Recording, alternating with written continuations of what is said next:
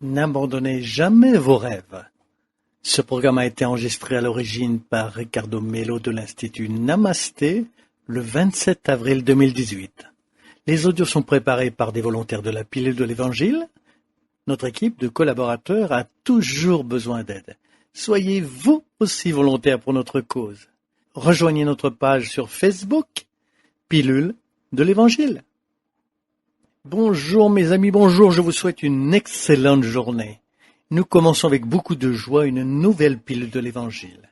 De la lumière et de la paix avec vous, avec votre famille, avec les animaux qui certainement rendent votre vie plus spéciale, pour que la nature qui de manière exubérante illumine aussi votre existence. Que Dieu vous bénisse toujours, je suis très heureux.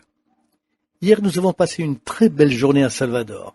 D'abord, nous avons été au centre spirit de la police militaire. Ils font un travail merveilleux de diffusion de l'Évangile avec d'autres entités religieuses. Chacun a sa représentation.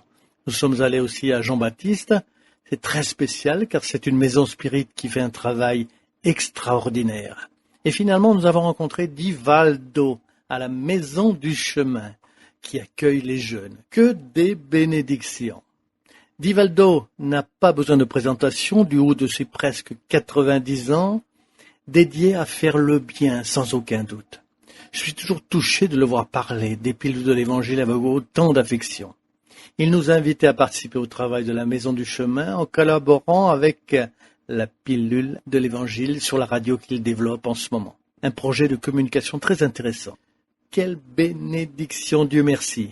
Au milieu de tous ces processus que nous vivons ici avec des surprises spirituelles, nous avons des réflexions de la journée. Aujourd'hui, je vous demande, que faire quand vous avez un grand objectif et pour quelles raisons cela ne fonctionne pas? Comment faire quand on rêve d'accomplir quelque chose, mais les difficultés sont tellement grandes qu'elles vous en empêchent?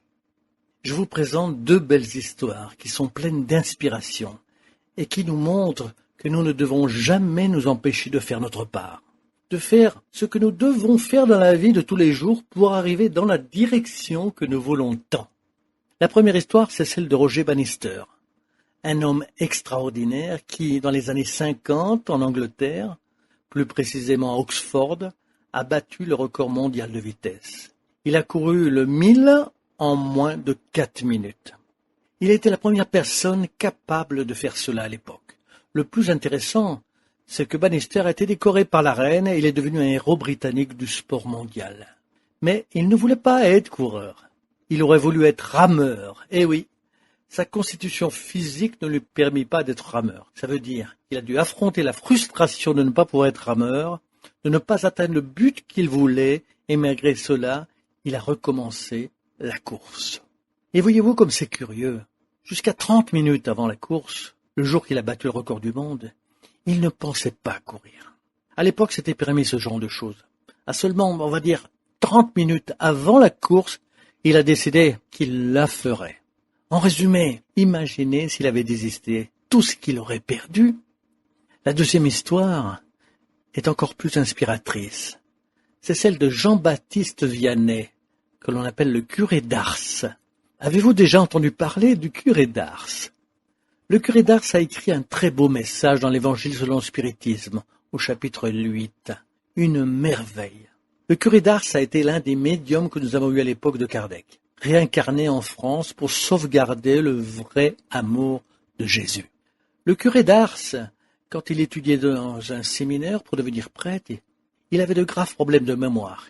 Il n'arrivait pas à apprendre le latin, encore moins à le retenir. Imaginez sa difficulté. À l'époque, la messe était dite en latin.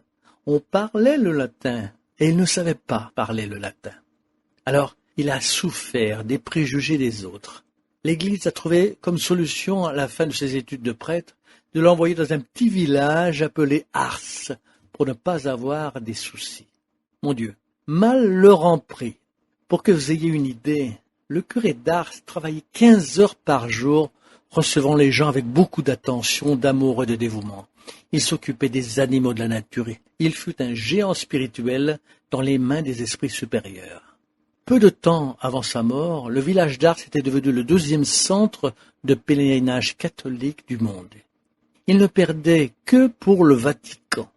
Imaginez, un géant de l'âme malgré son physique petit et maigrichon. Il a dû vaincre le rejet de ses propres collègues de religion. Il a dû vaincre les préjugés par rapport à ses problèmes de mémoire. Vous imaginez s'il avait désisté? Voyez combien sont belles ces histoires. Ne désistez jamais de faire ce qui fait la différence dans votre vie. Divaldo a traversé de nombreux défis. Combien d'enjeux Divaldo a dû avoir pour arriver à ses plus de 90 ans avec cette œuvre monumentale de la Maison du Chemin? Des persécutions, du manque d'aide, beaucoup de difficultés. Imaginez s'il avait désisté. Et ce beau centre de la police militaire qui a été fondé il y a 44 ans, imaginez le courage du fondateur, il y a 40 ans à Bailly. Quand il a ouvert, au sein de la police militaire, un centre spirit, et après avoir ouvert son espace, d'autres centres avec d'autres légions se sont aussi agrandis. Aujourd'hui, ils travaillent tous ensemble.